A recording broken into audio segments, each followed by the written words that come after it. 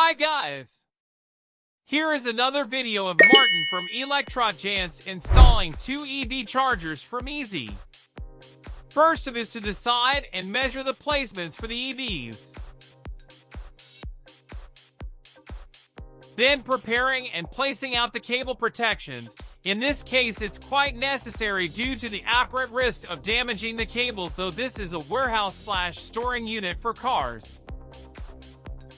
Next is to measure and prepare the two cables that will supply the EVs with power.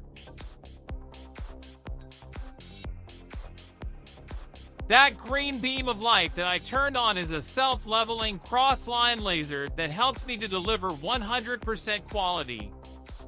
With great skills and accuracy, I now start to place the power supply cables inside the cable protections and mount them on the wall using standard electrician Phillips head screws.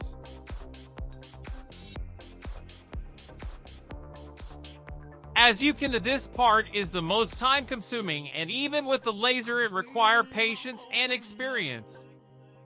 I work methodically step by step.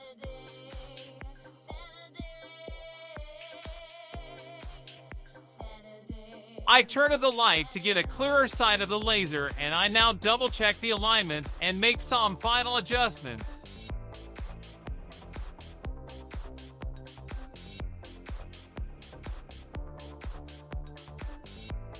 I use a saw for metallic material and cut the cable protections to desired length.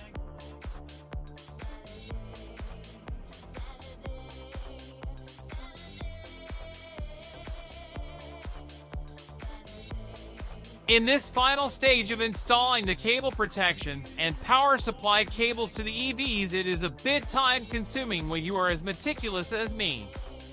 Cutting the small pieces and installing the T-section and the bend can take some time, but that is okay. I want it to be 100% the first time around.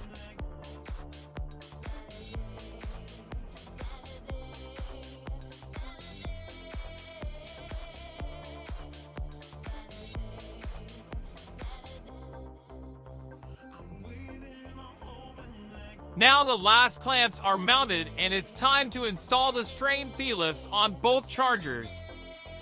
Then some cable stripping and attachment to the EVs.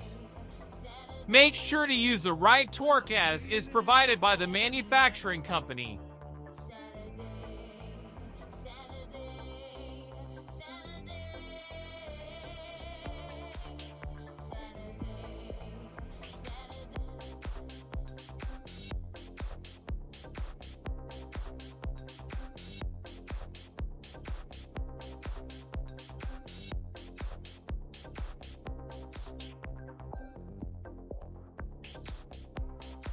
Move my camera to get a close-up of the last part in the installation, that is installing two RCBO 16 amps, one each for the EV chargers.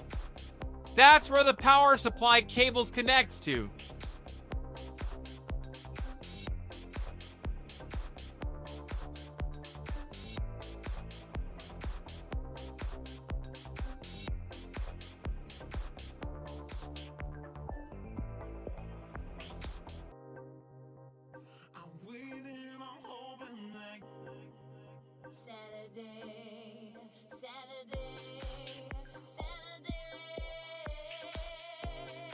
I took a moment and planned out the best way to connect the new fuse box with the existing one.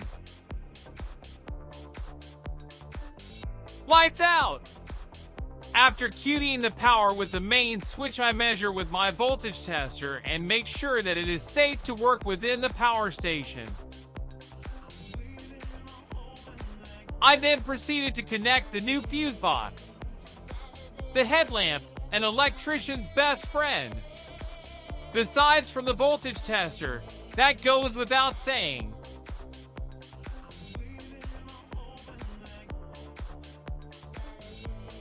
When all the wires are connected, it's time to turn the power back on and once again check with the voltage tester.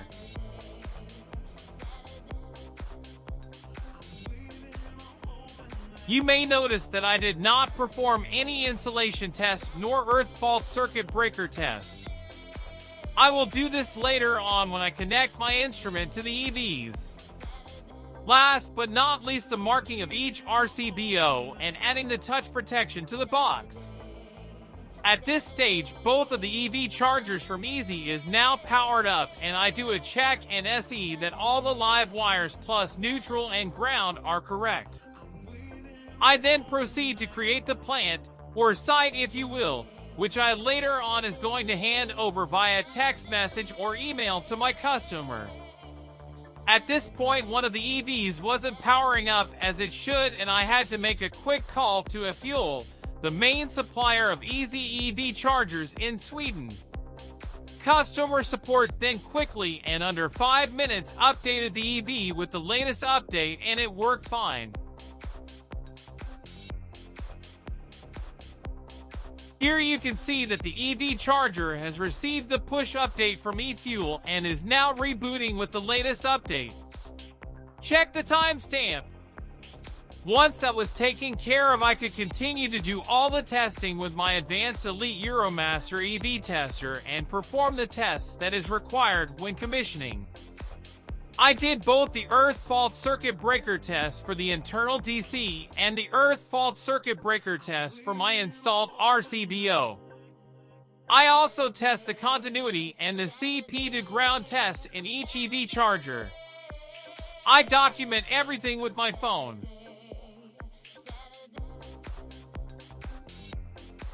All set. Done and done. Thank you for watching me install 2 EV chargers from Easee. Feel free to contact me with questions or feedback.